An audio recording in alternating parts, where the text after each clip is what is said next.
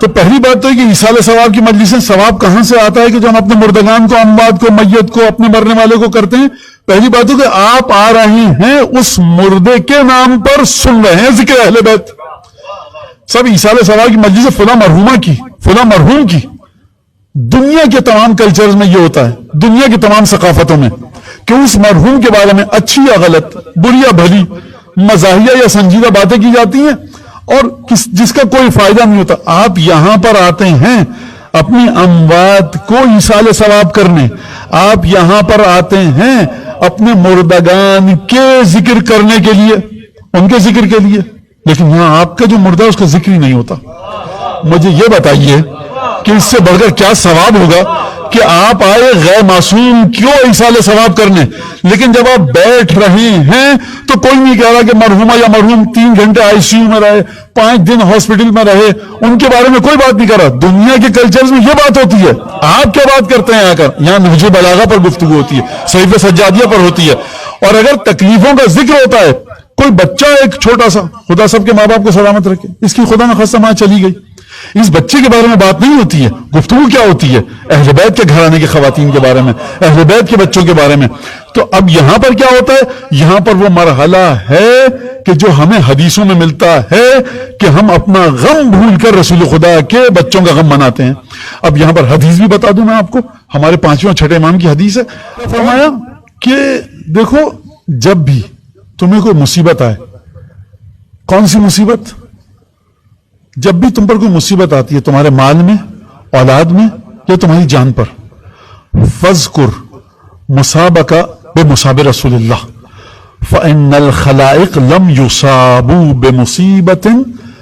دیکھو، جب بھی تم پر، تمہاری جان پر کوئی مصیبت آئے، تکلیف ہو گئی بدن میں، یا مال چلا گیا، یا اولاد میں کوئی دکھ درد دیکھا، امام فرما رہے ہیں جب بھی یہ مرحلہ آئے تو اپنی مصیبت کے مقابلے میں رسول خدا کی مصیبت کو یاد کیا کرو.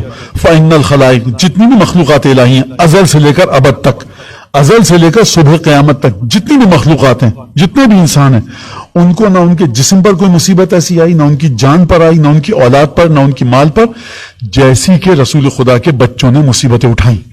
لہٰذا آپ آ کر مجلس اہل بیت میں کیا اعلان کرتے ہیں؟ اس معیار کو پورا کرتے ہیں، اس کرائٹیریا کو پورا کرتے ہیں جو رسول خدا نے دیا ایمان کا. وہ کیا ہے؟ لا یؤمنن عبد حتی اکون احب الیہ من نفسہ وولدہ ومالہ. تم میں سے کوئی شخص اس وقت تک مومن نہیں ہو سکتا، ہرگز ہرگز. ماں فرما رہے ہیں تم میں سے کوئی شخص اس وقت تک مومن نہیں ہو سکتا جب تک کہ مجھے اپنے آپ سے، اپنے مال سے، اپنے اہل و عیال سے زیادہ مجھ سے محبت نہ رکھے. یعنی ہمارے اہل و عیال کا مرتبہ بعد میں ہے، رسول خدا کا مرتبہ پہلے ہے. ایمان کا معیار رسول خدا بتا رہے ہیں. اب جب ایمان کا یہ معیار بتایا تو یہاں پر آپ دیکھ لیجئے حدیث مجلس میں آپ کو کیا ملتا ہے. آپ کسی کے ماں باپ دنیا سے چلے گئے، آپ اپنے ماں باپ کے اوپر یاد کر کے گریہ نہیں کرتے، امام حسین علیہ السلام کو یاد کر کے گریہ کرتے ہیں. یعنی آپ کہہ رہے ہیں یا رسول اللہ میری ماں چلی گئی، کوئی کہہ رہا میرا باپ چلا گیا، کسی کی بہن، کسی کا بھائی، کسی کی بیوی، کسی کا شوہر، خونی رشتے، قرابت دار، عزیز، دل پر ایک بوجھ ہے، غم کا ایک بوجھ ہے دل پر. اور ہر انسان چاہتا ہے کہ میرے مرنے والے کے بارے میں مجھ سے کہا جائے.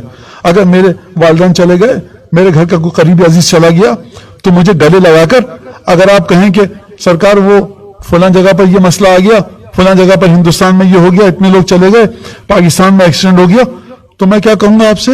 سوچوں گا کیا آپ کے بارے میں کہ عجیب انسان ہے، میرے ایک خونی رشتہ دار کا انتقال ہوا ہے. بجائے یہ کہ کہے کہ آپ کی والدہ چلی گئی، آپ کے والد چلے گئے، آپ کے فلاں خونی رشتہ دار چلے گئے، ہمیں دکھ ہوا. یہ ہندوستان پاکستان کے حادثات کی بات کر رہا ہے. لیکن جب آپ آ کر کیا کہتے ہیں، گلے لگاتے ہیں پسماندگان کو، سید الشہداء کے غم کو یاد کیجئے. کسی کو برا نہیں لگتا اور اعزاز سمجھتے ہیں آپ کہ اس موقع پر حسین ابن علی کا نام میرے کانوں میں لیا گیا.